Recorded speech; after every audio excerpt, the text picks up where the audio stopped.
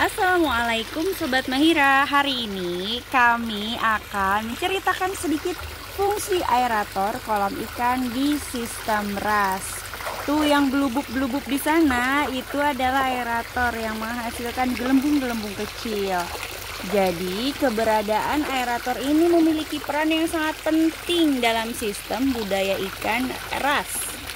Sistem RAS sangat bergantung pada kualitas air yang terjaga. Nah, disinilah aerator menunjukkan fungsinya yang krusial. Sekarang ada beberapa fungsi utama aerator dalam kolam ikan. Yang pertama, aerator itu meningkatkan kandungan oksigen terlarut atau yang sering kita dengar DO. DO-nya nih, DO-nya. Nah, ini fungsi utama untuk aerator.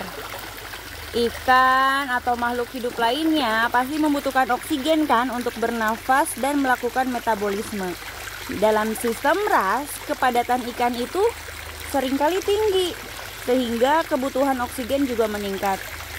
Si aerator membantu melarutkan oksigen dari udara ke dalam air, memastikan pasokan oksigennya cukup untuk ikan.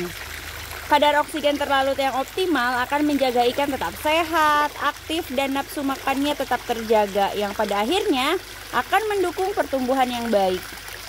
Alhamdulillah nih, ikan kami juga sedang lahap makannya.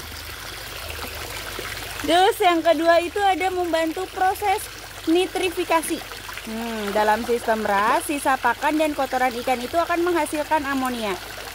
Amonia ini yang berbahaya banget bagi ikan. Nah, sistem RAS menggunakan filter biologis yang berisi bakteri nitrifikasi untuk mengubah amonia menjadi nitrit, kemudian menjadi nitrat. Nah, bakteri nitrifikasi itu bakteri aerob ya teman. Nah, yang berarti mereka itu membutuhkan oksigen untuk hidup dan bekerja secara efektif. Si aerator di sini memastikan pasokan oksigen yang cukup bagi bakteri. Nah, sehingga proses nitrifikasi berjalan dengan lancar dan kadar amonia serta nitritnya tetap rendah. Lalu, mencegah stratifikasi suhu air. Terkadang di kolam yang dalam suhu air bisa terstratifikasi. Maksudnya itu lapisan atas lebih hangat daripada lapisan bawah. Hal ini dapat menyebabkan perbedaan konsentrasi oksigen di berbagai kedalaman. Aerator di sini itu akan membantu mengaduk, terus mencampurkan lapisan air. Jadi tidak hanya di bawah doang, di atas doang gitulah maksudnya tuh. Jadinya suhu air dan konsentrasi oksigennya akan lebih homogen di seluruh kolam. Selain itu, fungsi dari aerator juga mengeluarkan gas bahaya.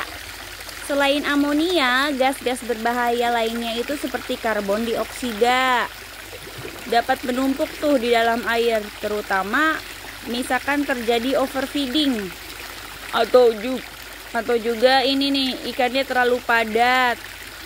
Nah, si aerator bantu mengusir gas-gas ini ke atmosfer melalui pergerakan dan gelembung udara yang dihasilkannya. Tuh. Ini sih bukan aerator ya, tapi contohnya tuh dari air yang ke dalam tuh terikat tuh. Jadi pas gelembung pecah, maka gas-gasnya ini akan keluar. Nah, naik ke atmosfer. Lalu yang terakhir, fungsi aerator adalah meningkatkan sirkulasi air. Pergerakan air yang dihasilkan oleh aerator membantu mendistribusikan nutrisi dan oksigen secara merata ke seluruh kolam. Sirkulasi yang baik ini membantu membawa partikel-partikel padat seperti sisa pakan dan feses menuju area pembuangan atau filter mekanis sehingga memudahkan pembersihan. Kalau kami di kolam ini memasang aeratornya tuh di sebelah sini nih. Tuh. Di sana, dan itu pembuangannya. Jadi akan membantu ya dengan air dari sini juga aerator ke sana nanti pada masuk keluar, membantu mendorong ke sana. Ke pembuangan tuh. Jadi pada intinya aerator itu komponen vital ya kalau dalam sistem RAS. berfungsi sebagai paru-paru kolam. Tanpa aerator yang berfungsi optimal, kualitas air akan menurun drastis, menyebabkan stres pada ikan, terus penyakit, bahkan bisa jadi menyebabkan kematian massal yang pada akhirnya akan mengganggu keberlanjutan budidaya.